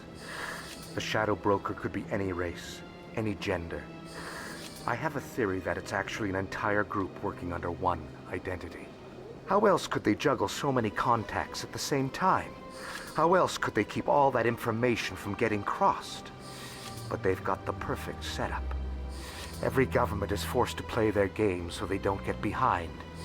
But no matter how long you play, no matter how many secrets you buy, you can never win. I thought you'd know more about the man you work for. From time to time, I come across information I sell to the Shadow Broker. That's my only involvement. I like it that way. The more you know, the more dangerous the game becomes. I don't like danger, Commander. I'll leave that to you. What's it like living here on the Citadel? The station is without a doubt the greatest wonder in the galaxy. It is a technological marvel, but its true splendor goes much deeper than the hull and engines. From the Presidium to the wards, the entire station is a testament to the success of the Council. All the species of Citadel spaced together in a single, strong community. What are the wards like? The cultural heart of the galaxy. They pulse with the lifeblood of millions of citizens from dozens of different species. You never know what you'll find down in the wards, Commander. It's always full of surprises. Fortunately, most of them are pleasant. What makes the Presidium so special? It is the political center of Citadel space. 80% of all intelligent species in the known galaxy acknowledge the Council's authority on interstellar matters. But only the most powerful and influential species have embassies here on the Presidium. This level of the station is reserved for the elite, Shepard. People like us.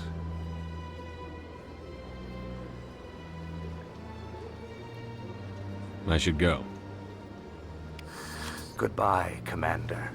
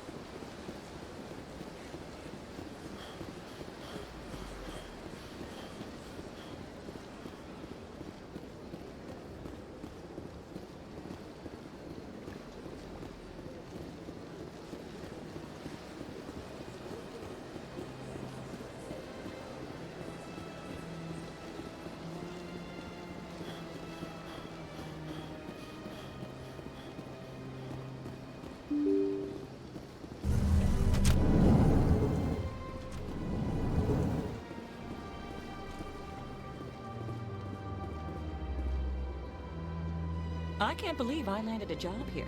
This place is fantastic.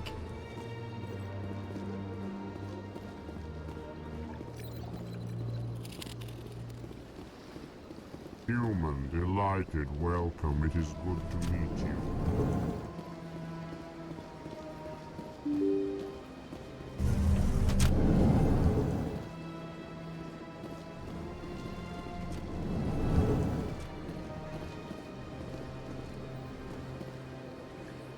Commander Shepard, I didn't expect to see you here.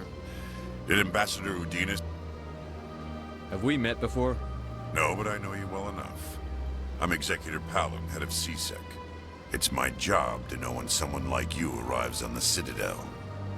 Was there something you needed, Commander?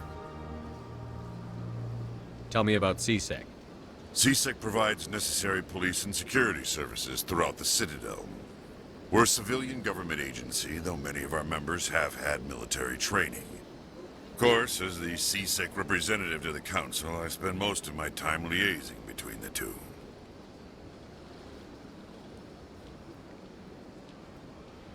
What do you know about the Spectres? They're the right hand of the Council, or so they like to be called. More like the underhanded side of the Council. What do you have against the Spectres? I can't abide any organization that considers itself above the law. especially when it's left up to each individual Spectre to decide when and how to bend the rules. I get the feeling you're not too fond of humans. No, I just don't trust your kind. Not yet. You humans are eager to take all the power you can get, and you're being given a lot. If the Council wants to make humanity their new favorite pet, that's their business. But I don't have to like it. Tell me about your investigation into Saren. Sorry, Commander. I don't make a habit of giving out details about ongoing investigations. Then can you tell me what you know about Garrus? Garrus Vicarian? Good officer, very good in fact. But he needs to learn some patience. You'd think an officer of the law would be a bit more mindful of rules and regulations. Was there anything else? I'll be going now. Goodbye, Commander.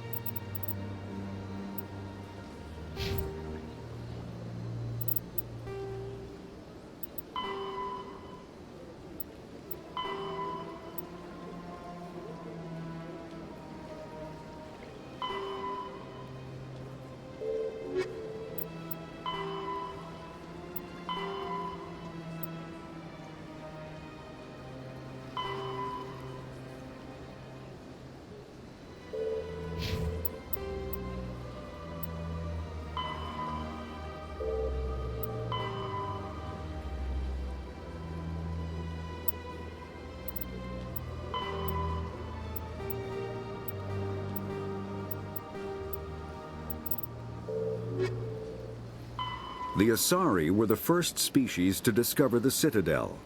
When the Solarians arrived, it was the Asari who proposed the establishment of the Citadel Council to maintain peace throughout the galaxy. Since then, the Asari have served as the mediators and centrists of the Council. An all-female race, the Asari reproduce through a form of parthenogenesis. They can attune their nervous system to that of another individual of any gender and of any species to reproduce. This capability has led to the unseemly and inaccurate rumors about Asari promiscuity.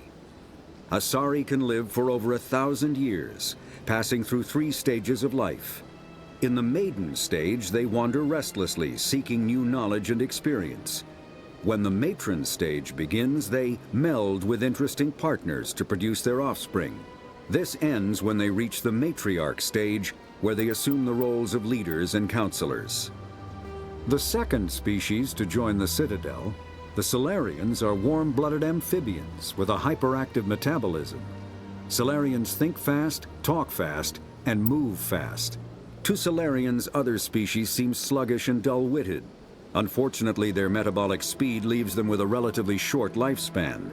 Solarians over the age of 40 are a rarity. The Solarians were responsible for advancing the development of the primitive Krogan species to use as soldiers during the Rachni Wars. They were also behind the creation of the genophage bioweapon the Turians used to quell the Krogan rebellions several centuries later.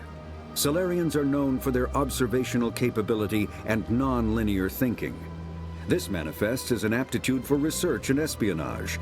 They are constantly experimenting and inventing, and it is generally accepted that they always know more than they are letting on.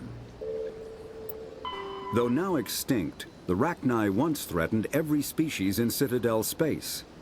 Over 2,000 years ago, explorers foolishly opened a mass relay to a previously unknown system and encountered something never seen before or since, a species of spacefaring insects guided by a hive mind intelligence.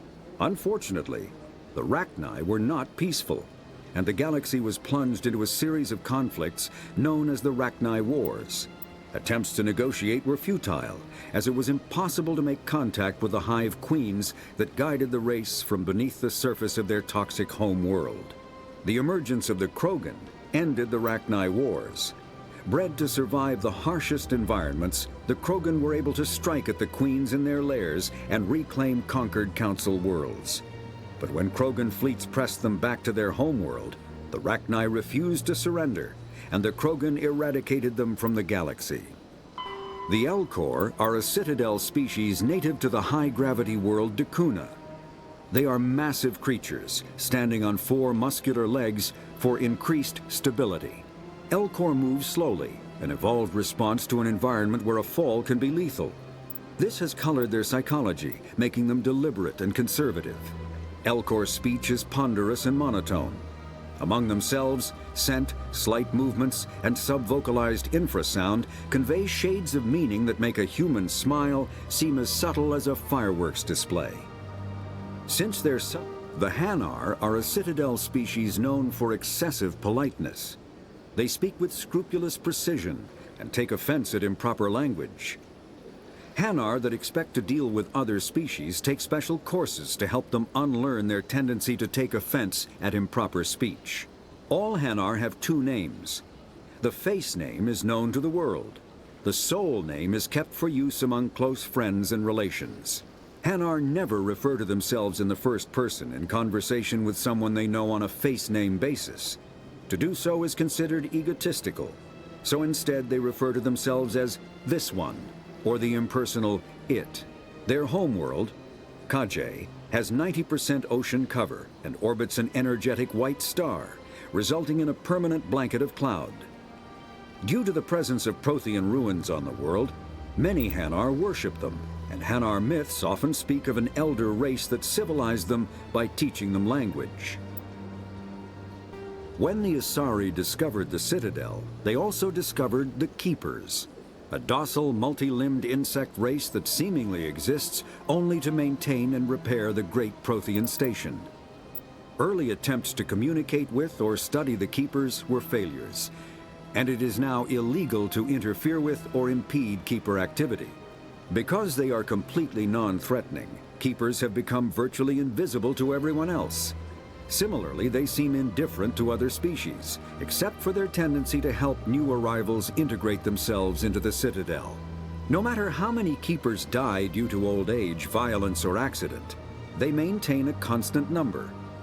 No one has discovered the source of new Keepers, but some hypothesize they are genetic constructs, biological androids created somewhere deep in the inaccessible core of the Citadel itself. The Krogan evolved in a hostile and vicious environment.